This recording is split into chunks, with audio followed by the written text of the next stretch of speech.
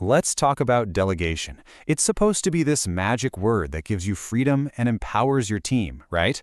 But so often, it just leads to absolute chaos. You're told to empower people, but when you try it, you're just left cleaning up a mess.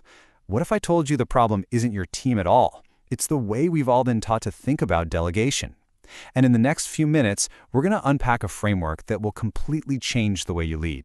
Does this sound familiar? You hand off a huge, important project. You tell your team, go for it, you're empowered. You step back, expecting amazing things, and what you get instead is confusion, missed deadlines, and chaos.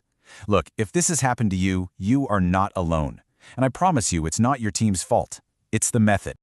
I call this the empowerment trap. It's that classic situation where your intentions are fantastic, but the results are, well, not so good.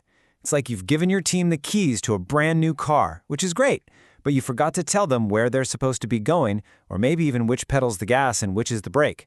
The intent was to give them freedom, but the result is a crash. Let's dig into why this happens over and over again. Now try to put yourself in your team's shoes for a second. You've just been handed this big, fuzzy project with no real guidance, no clear boundaries, and no safety net. Is that really empowerment, or does it feel more like you've just been abandoned on a desert island and told to figure it out? When empowerment lacks structure, it feels like abandonment. You're not setting them up for success, you're setting them up to fail. So this is where we need to get really clear. Delegation and empowerment are not the same thing. Delegation is transactional. It's all about tasks. It's focused on the how. Please do this specific thing in this specific way. But empowerment, that's transformational. It's about granting real authority. It focuses on the why. Here's the problem we need to solve. Here's why it matters. I trust you to figure out the how. So many managers mix these two up, and that is ground zero for all the problems. And here's the core mistake we see all the time. Managers treat delegation like a simple light switch. It's either off, meaning I control everything, or it's on, meaning you have total control. Good luck. This all-or-nothing approach is just way too risky, and honestly, it doesn't fit the real world. And this right here, this is the solution. Instead of a binary on-off switch, think of delegation like a dimmer. It's a spectrum.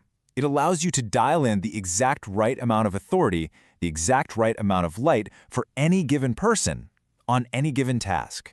It's all about nuance. Okay, so if we're using a dimmer switch, the big question is, how bright do we set it?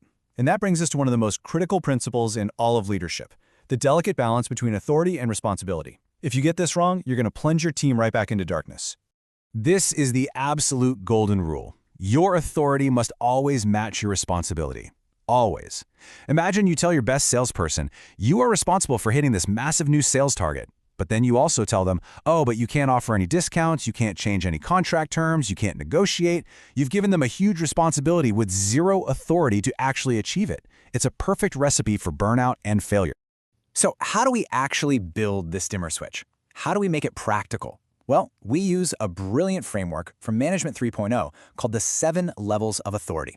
This is the tool that turns that abstract dimmer idea into a concrete, usable model for you and your team. Think of this as a ladder of trust and autonomy. Down at the bottom at level 1, tell the manager has 100% of the control.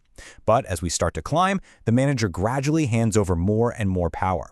By the time we get to the middle, level 4, it's a real partnership. And up at the very top, level 7, delegate, the team is fully autonomous.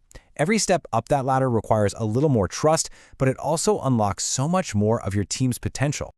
Now, I want you to pay very close attention to this one. Level 4, agree. This is the absolute pivot point of the entire model. This is where the balance of power shifts from manager-led to a true shared partnership. At this level, the manager and the team have to reach a consensus. Nobody can move forward without the other. Mastering this level is the key to unlocking everything else. All right, so knowing the levels is one thing, but that's just theory. Applying them is where the magic happens. So how do you actually get your team on the same page about which level to use for which decision? Well, here's a hint. You don't just tell them. The best way to do this is to make it collaborative. Make it a conversation. In fact, you can even make it a game. There's a tool for this called Delegation Poker, and it is a fun, surprisingly effective way to have a very serious conversation about who has power and what the expectations are. The rules are super simple. First, you pick a real-world decision your team makes, like hiring a new engineer or setting sprint goals. Then everyone in the room privately picks a card, 1 through 7, for the level of authority they think is appropriate. Then you all reveal your cards at the same time. And the real value, the magic, is in the discussion that happens next, especially when your numbers are really far apart. You talk it through, you debate, and then you vote again until you find a level you can all agree on. And what comes out of this game isn't just a good chat. You create something tangible. You create a clear, visual contract that spells out exactly who has authority for what. It makes your agreements explicit and visible to everyone. And this is what it looks like, a delegation matrix. It's so powerful in its simplicity. So for hiring a new developer, this team agreed on level 3, consult. That means the manager makes the final call, but they have to consult the team first. For setting sprint goals, it's level 4, agree. They have to decide together. And for approving vacation, it's a full level 7, delegate. The team owns it completely. This simple chart just eliminates all the guesswork and ambiguity. Now, even with the best tools in the world, like delegation poker, there is one final, massive hurdle to overcome. And that's the manager's own psychology. The biggest barrier to great delegation is almost always our own fear of letting go. I want you to really think about this quote.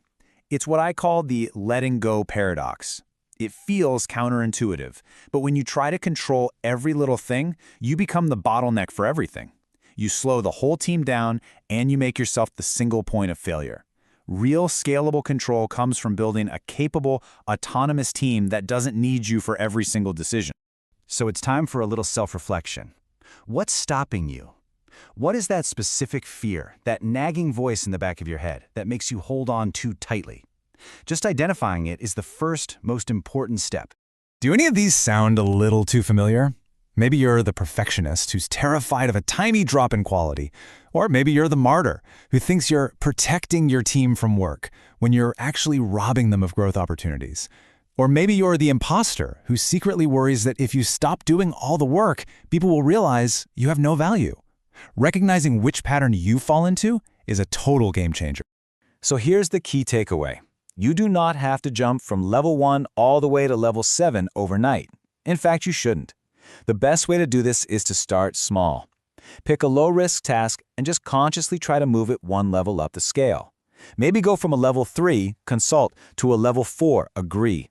You build trust and confidence, both yours and your team's, through small, successful steps. Just remember this number, 7. There are 7 levels. Not 2, it's not on or off, it's a spectrum, it's a ladder, it's a dimmer switch.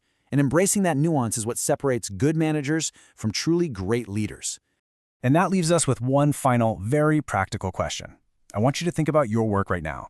What is one decision, just one small, low-risk thing that you can commit to moving one level up that delegation scale starting tomorrow?